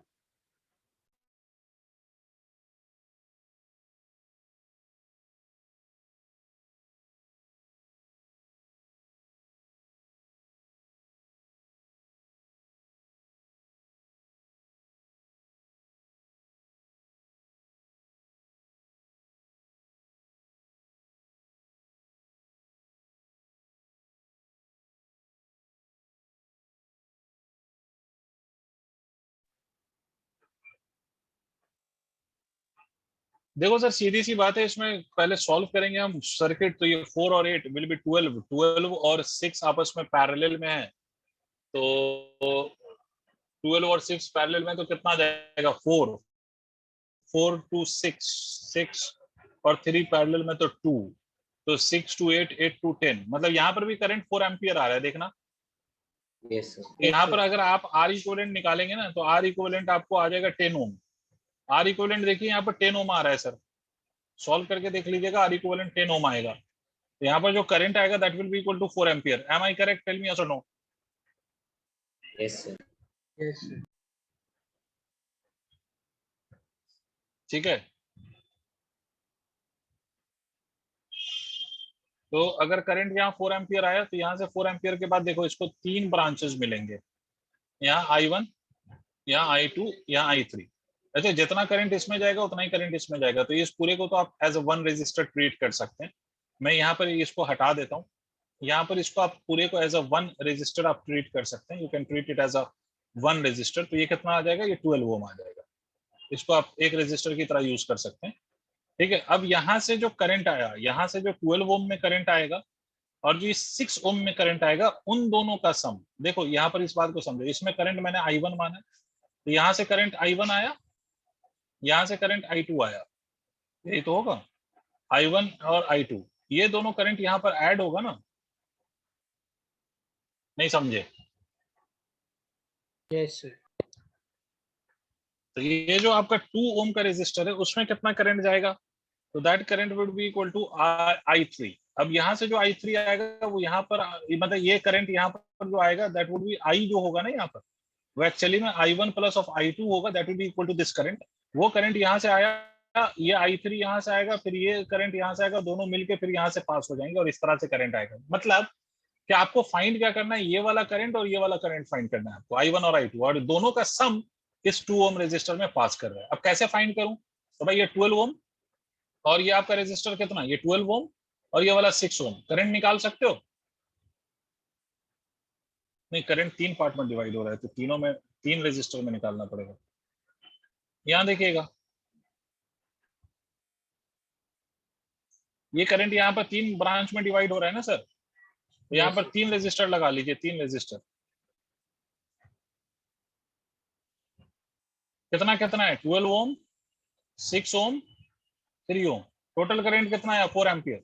मान लीजिए इसमें करंट I1 है, इसमें करंट I2 है, इसमें करंट I3 है, क्या करें, Ratio. क्या करें बच्चों, I1 is to I2 is to I3, ratio ले लें, इनवर्स रेशियो, तो 1/12 is to 1/6 is to 1/3। ठीक है, तो I1 is to I2 is to I3 is equal to कितना हुआ, 12 से मल्टीप्लाई कर लो, तो 1 is to 2 is to 4। तो I1 और I2 नहीं निकाल लोगे यहाँ से, I1 की वैल्यू आ जाएगी 1, 4 2 6 1 7 मल्टीप्लाइड बाय 4, और इसी तरह से I2 की वैल्यू आप निकालेंगे तो 2 डिवाइड बाय 7 मल्टीप्लाइड बाय 4, और दोनों का सम कर दीजिए I1 प्लस ऑफ I2, तो that will be equal to I। Is it clear? Yes, sir.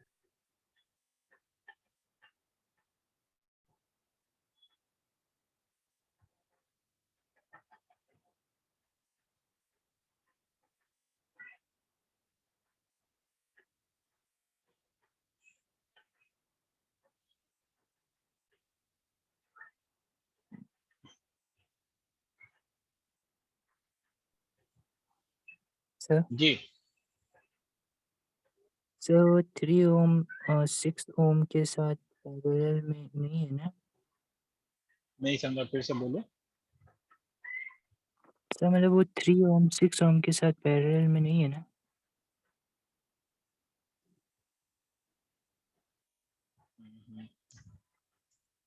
मैंने कुछ गलती कर दी है क्या?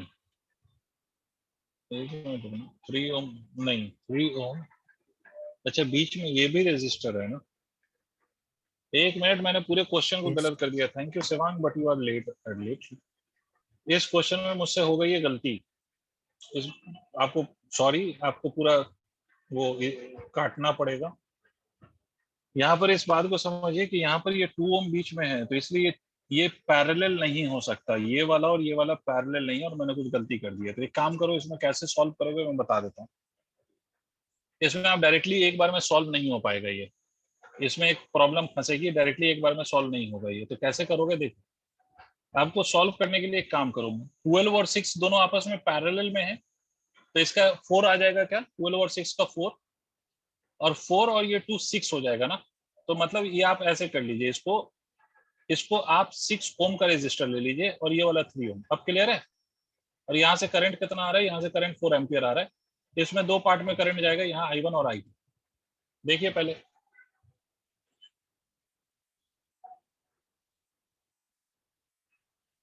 ये 12 और 6 जो है ना, ये 12 और 6, ये कितना आ जाएगा, 12 और 6, 4. ये 12 और 6 कितना आ जाएगा, 4। और 4, ये 12 और 6 4 आ गया, ये 4। यहाँ देखो सर, यहाँ ये 12 और ये क्या हो रहा है, ये 12 और 6 ये पैरेलल में आ गया, तो ये 4 हो गया। 4 और ये 2 जो है ये आपस में सीरीज में है, तो 4 और 2 6 हो जाएगा। मतलब जितना, अगर इस पूरे को मैं एक ब्रांच से रिप्लेस कर दूं, तो ये जो 2 ओम में जो करंट जाएगा वो उतना ही जाएगा जो इस पूरे में इधर करंट आएगा। ये एक्चुअली में इसमें जो करंट आ रहा था वो क्या था, इन दोनों का सम ही तो था। तो पूरे को एक रेजिस्टर से रिप्लेस कर दिया, वही करंट 2 ओम में आएगा। Sir Yes. सर ठीक है, तो मतलब क्या लिखेंगे आप, I1 is to I2। अब तो ये ज्यादा आसान हो गया। I1 is to I2 is equal to 1/6 is to 1/3। Solve कर लो, तो I1 is to I2 is nothing but it will be equal to 1 is to 2। तो I1 की जो वैल्यू है that will be equal to 1 divided by 3 multiplied by जो total current है, और I2 की जो वैल्यू है that will be equal to what, that will be equal to 2 divided by 3 multiplied by जो टोटल करंट है। ये आएगा आंसर। ठीक है, इसको नोट कर लीजिए सर, ये आंसर होगा sir, this will be your answer.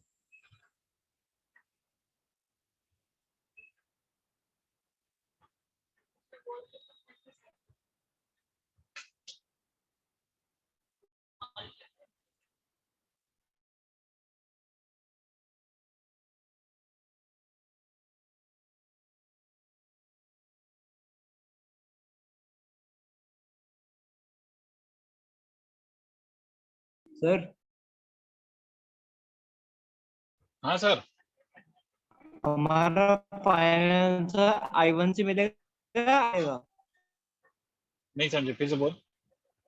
हमारा जो फाइनल आंसर है वो किससे मिलेगा, I1 से मिलेगा I2 से मिलेगा? मतलब इसको, अब इसमें जो तुम्हारे कंफ्यूजन में ये हटा दिया।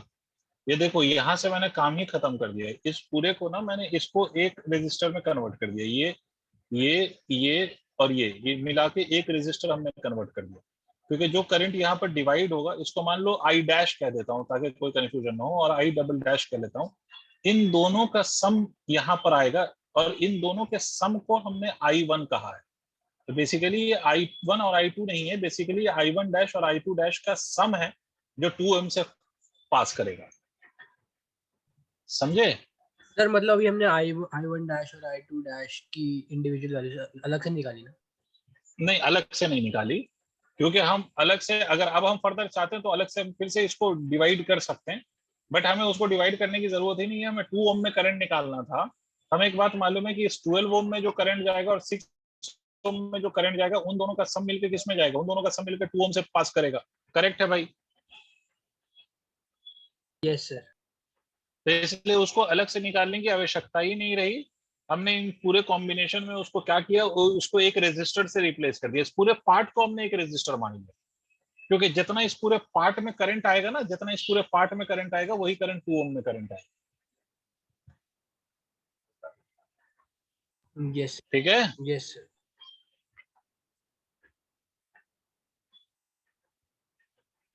कोई तकलीफ? No sir.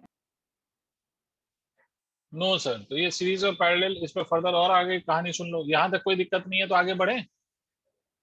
Yes sir. ठीक है सर, तो इसमें इस तरह से आप करंट निकालेंगे, इस तरह से आप करंट निकालेंगे। ठीक है भाई, बहुत बढ़िया सर, इस तरह से अपन करंट निकाल लेंगे। अच्छा,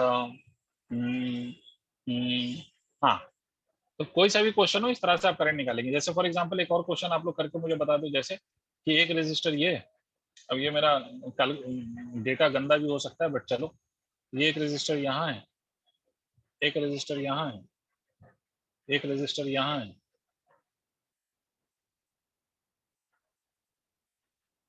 यहाँ पर एक सेल है। सिंपल सा क्वेश्चन है, ये 40 वोल्ट का सेल, ये 6 ओम, 3 ओम, 6 और 3,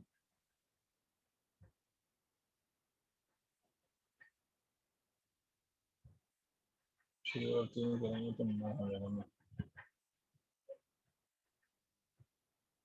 इसको 3 ओम कर लो, यहाँ पर 6 ओम कर लो,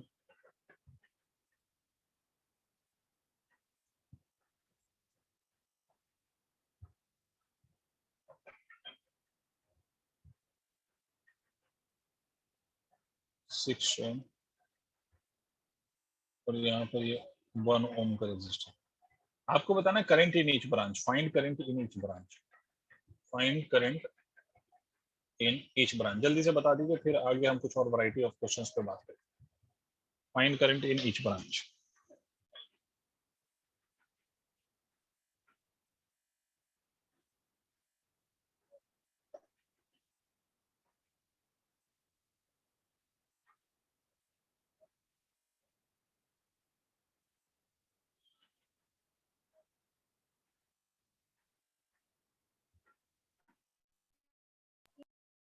सर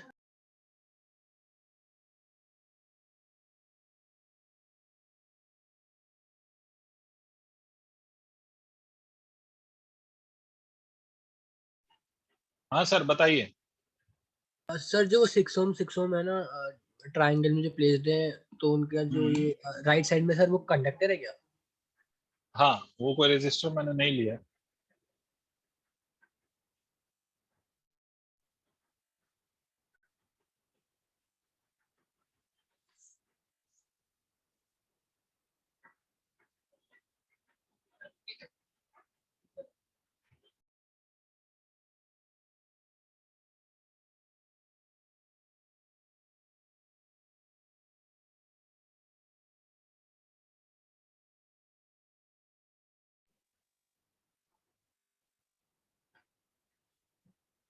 हो गया सर?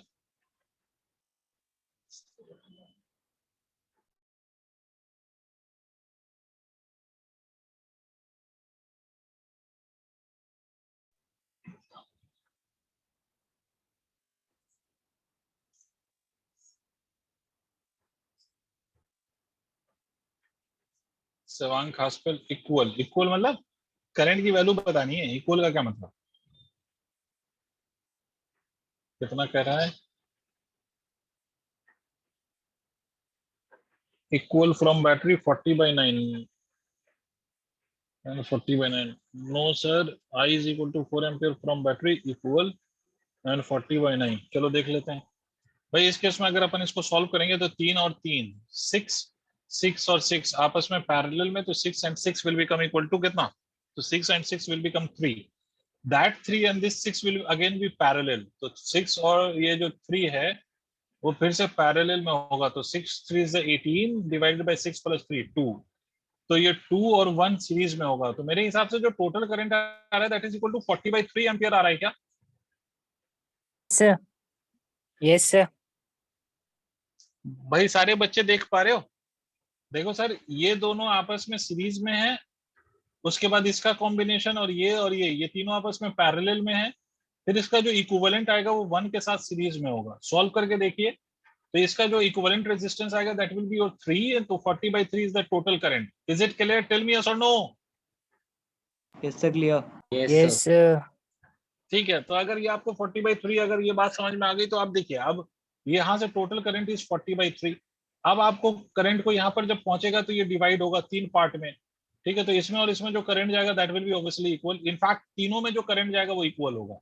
मतलब अगर आप ये देखें तो ये I1 I2 and I3 obviously will be equal, because ऊपर इस वाले का भी जो रेजिस्टेंस है वो 6 है, इस वाले का रेजिस्टेंस भी 6 है, इस वाले का रेजिस्टेंस भी 6 है। तो सीधा सा तो आंसर है कि आपका जो करंट होगा in each branch that will be equal.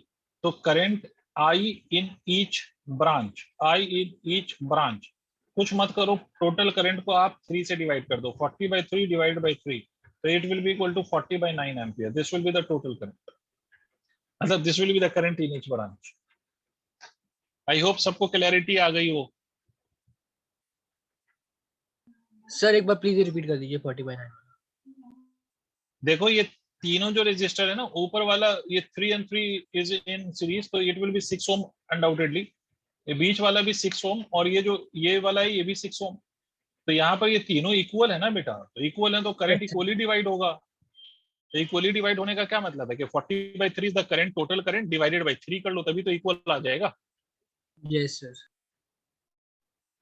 तो 40/9 is the current in each branch. Done, आगे बढ़ूं। सर अगर हम इसे बैटरी के दूसरे टर्मिनल से देखें तो वहां से तो पूरा कंडक्टर कनेक्टेड है।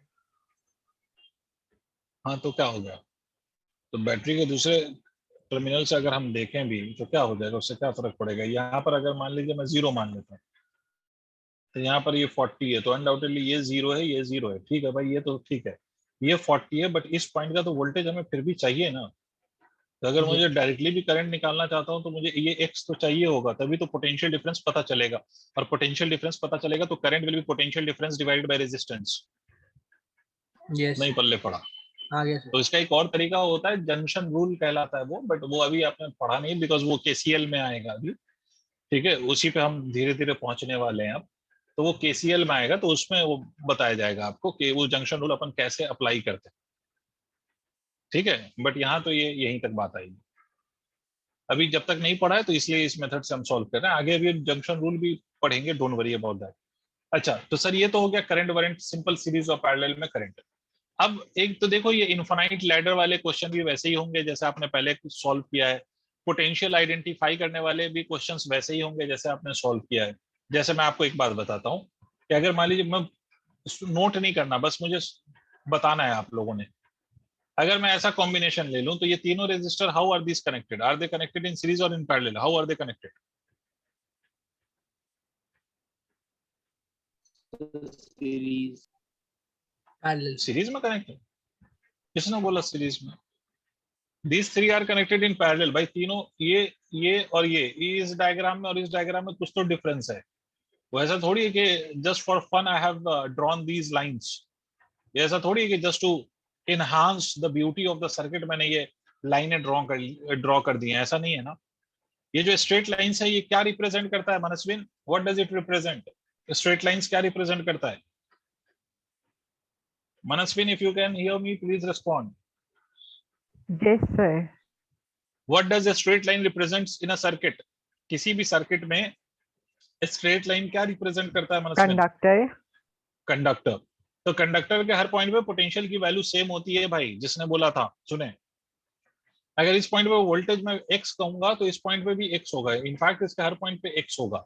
इसी तरह से इस पॉइंट पे अगर पोटेंशियल y कहूंगा तो इस पॉइंट पे भी पोटेंशियल y होगा, इनफैक्ट इसके हर पॉइंट पे पोटेंशियल y ही होगा, ठीक है। तो ये इस केस में हमने क्वेश्चन सॉल्व करना आपको सिखाया था कि आपको जिन दो पॉइंट्स के across you have to find out the resistance, उसको आप ऐसे ड्रॉ कर दीजिए एंड रेजिस्टर्स को इन बिटवीन आप ड्रॉ कर दीजिए। तो देखिए पहला वाला रेजिस्टर भी x और y के बीच में, दूसरा वाला भी x और y के बीच में, तीसरा वाला भी x और y के बीच में, तो all of these three are in parallel. याद आया अभी भी या नहीं आया? आया सर। The same type of question you have already done in the case of capacitors. तो मैं फिर से टाइम पास नहीं करना चाह रहा, तो इसलिए मैं उस पर बात नहीं करना चाह रहा। इसी तरह से आपने एक और टाइप ऑफ क्वेश्चन देखा था, आपको याद आ जाएगा अभी, ऐसी कुछ सर्किट हुआ करती थी अगर आपको याद आए तो, ये ऐसी टिंग टिंग टिंग टिंग टिंग टिंग टिंग, ठीक है, अप टू इन्फिनिटी। याद आया? Yes sir.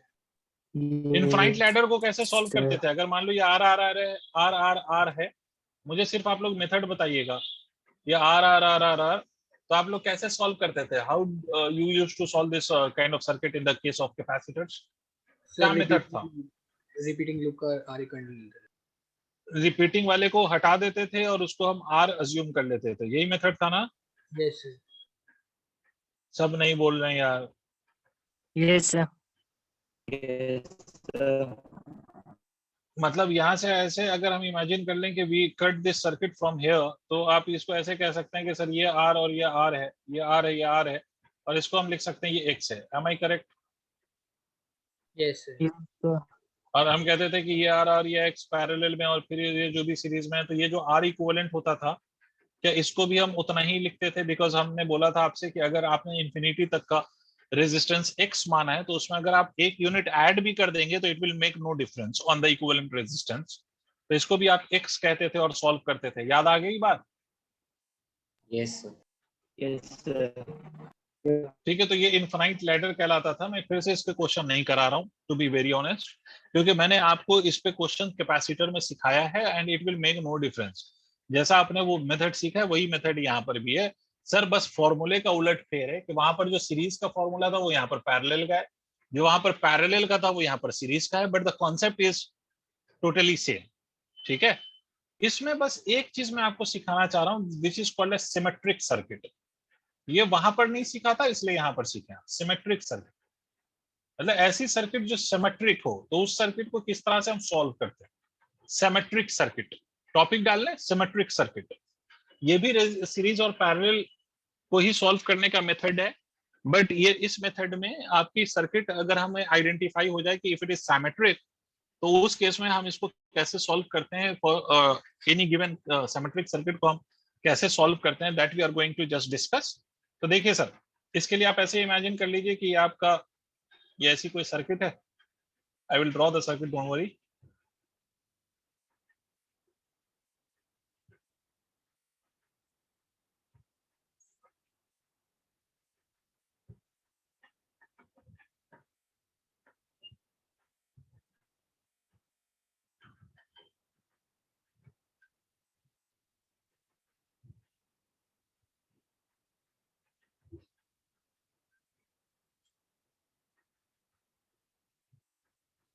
Let us consider that these resistors are of R ohm each.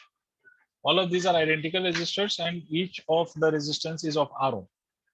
अब ये सर्किट सिमेट्रिक है या नहीं, how will you identify that? सुन रहे हो? Yes sir. तो देखो आपको दो एंड्स दिखाई दे रहे होंगे, one is P and another one is Q. आप इस तरह की जब सर्किट हो and to check the symmetry of these kind of circuit, आप इमेजिन करिए कि you have placed a plane mirror. आपने एक प्लेन मिरर प्लेस कर दिया आइदर अलोंग पी क्यू और along the perpendicular to P Q. Try to understand clearly, सुन लो। या तो आप इस पी क्यू के अलोंग, ये पॉइंट पी है और ये पॉइंट क्यू है, इसके along you place a mirror and see whether the one part of the circuit is the mirror image of the another part और नॉट। नहीं आई बात समझ में? अगर एक पार्ट ऑफ द सर्किट दूसरे पार्ट का मिरर इमेज है, ठीक है, तो इस केस में circuit will be called as symmetric. Sir क्या ऐसा जरूरी है कि along PQ I have to place the mirror? No, it is not necessary, it is not mandatory. आप इस PQ के परपेंडिकुलर डायरेक्शन में मिरर रख दें। अगर इस परपेंडिकुलर टू दिस PQ अगर मिरर रखने पे आपको एक पार्ट का मिरर इमेज दूसरे पार्ट जैसा दिखाई दे रहा है, तो भी आप सर्किट को सिमेट्रिक कहेंगे। तो दो तरह की सिमेट्री होती है। कितने तरह की होती है Abhinav? How many types of symmetry do we have? Two types of symmetry are there. नहीं सुन पा रहे हो? कितनी तरह की सिमेट्री होती है? दो तरह की। एक को हम कहते हैं पैरेलल सिमेट्री और दूसरे को हम कहते हैं परपेंडिकुलर सिमेट्री। सुन पाए अभिनव, अनुभव? यस सर, सुन लिया। तो बोल भाई। सुन लिया। कितने तरह की सिमेट्री होती है? टू टाइप्स, पैरेलल सिमेट्री और परपेंडिकुलर सिमेट्री। देखो कोई भी सर्किट या तो दोनों सिमेट्री उसमें हो सकता है, जरूरी नहीं कि दोनों ही हो, पॉसिबल है कि दोनों हो भी सकता है, या कोई एक सिमेट्री हो जाए, चाहे वो परपेंडिकुलर हो जाए या पैरेलल हो जाए। तो एक्चुअली में जो आपकी सर्किट के सिमेट्री है ना, symmetry of the circuit is of two types, parallel symmetry और दूसरा है परपेंडिकुलर सिमेट्री। पैरेलल का मतलब होता है कि जिस दो पॉइंट के अक्रॉस आपको निकालना है इक्विवेलेंट रेजिस्टेंस, अगर सर्किट उसी लाइन के पैरेलल है, ठीक है, ये पैरेलल सिमेट्री का क्या मतलब है? If circuit is symmetric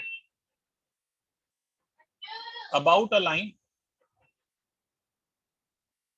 parallel to 2 points about which R equivalent is to be calculated. तो उस केस में हम इस सर्किट को कैसी सिमेट्रिक सर्किट कहेंगे? Parallel. The another is perpendicular symmetry. Perpendicular symmetry की अगर हम बात करें तो इफ सर्किट, इस केस में क्या होगा? If circuit is symmetric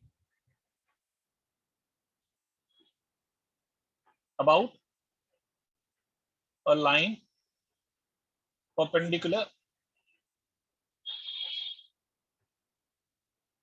to 2 points about which R equivalent is to be calculated. तो उस केस में इस सर्किट को हम परपेंडिकुलर सिमेट्री कहेंगे. तो दोनों सिमेट्री में से कोई सी भी सिमेट्री पॉसिबल हो सकती है. पैरेलल सिमेट्री भी हो सकती है और परपेंडिकुलर सिमेट्री भी हो सकती है. It is not necessary always कि आपको किसी भी सर्किट में दोनों तरह की सिमेट्री मिलेगी. It is not necessary. तो यहाँ पर अगर आप देखोगे तो यहाँ पर आप देखो, यहाँ पर आपको दोनों सिमेट्री दिखाई दे रही है. ये सर्किट इस लाइन के अबाउट भी सिमेट्रिक है. देखिए थोड़ा सा डायग्राम को अगर ध्यान से देख लो तो यहाँ पर मिरर रखोगे तो ऊपर वाले पार्ट का मिरर इमेज नीचे वाले पार्ट ही तो दिखाई देगा आपको. तो it is symmetric about this line also and this circuit is also symmetric about this line. मतलब इसमें दोनों तरह की सिमेट्री है. पैरेलल सिमेट्री भी है और परपेंडिकुलर भी है. आई बात समझ में? इस सर्किट में. बट हर सर्किट में होगा, दोनों सिमेट्री हर सर्किट में अवेलेबल होगा. It is not necessary. मैं बार बार कह रहा हूं. तो दोनों तरह की सिमेट्री को सॉल्व कैसे करते हैं that will understand now, but not today. This will understand in the next class. तो यहां तक आज नोट कर लीजिए आप लोग. इस पे सर्किट सॉल्व कैसे करेंगे based on this symmetry, whether we have parallel or perpendicular symmetry, how do we solve that, वो मैं आपको सिखाऊंगा, but in the next class, not today. Sir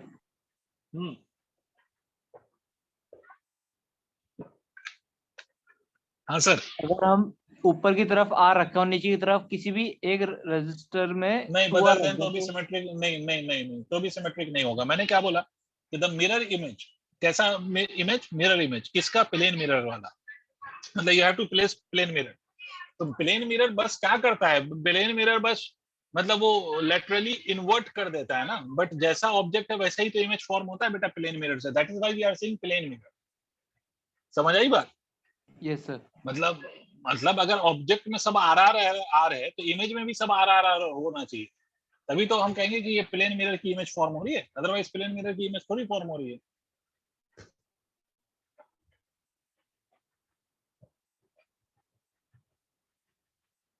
clear? Yes, sir. Clear.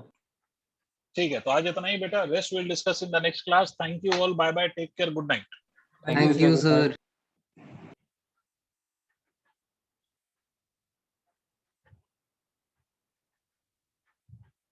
Sir, in an isolated capacitor, charge is constant, right? Isolated matlab is, yes, if it is not connected to any other capacitor, so no charge will flow from the capacitor. Thank you, sir. मतलब उस capacitor से किसी